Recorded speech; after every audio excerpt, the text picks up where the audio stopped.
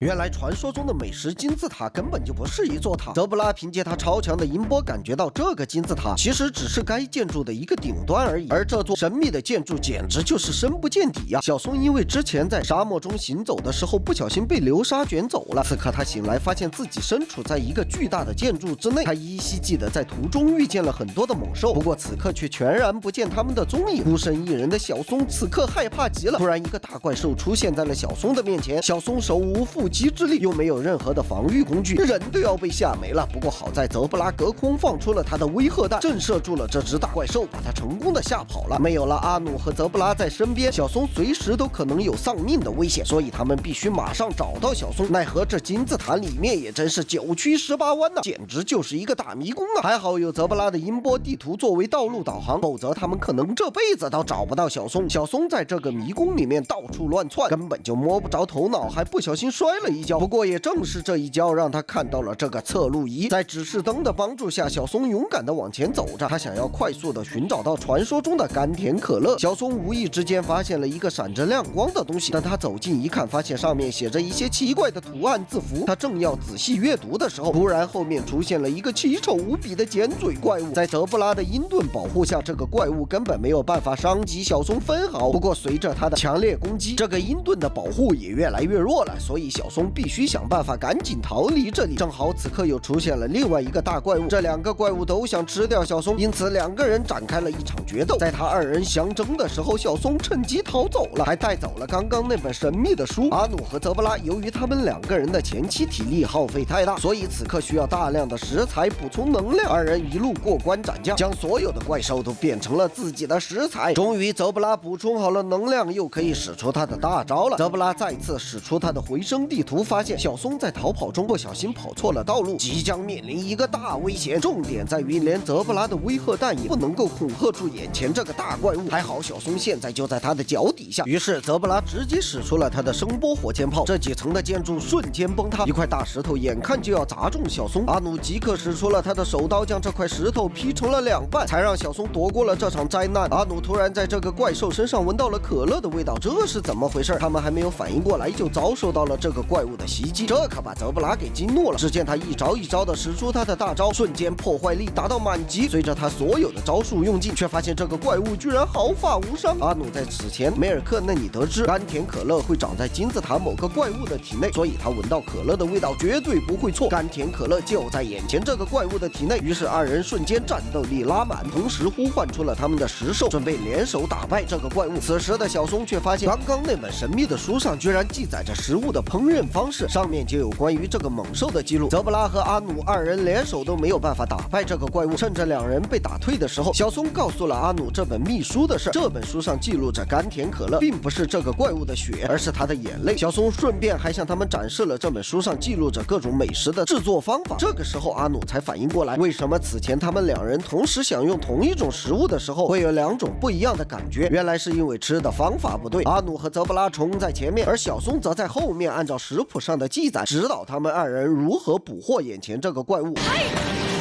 まずは全身をくまなく均一に叩きます。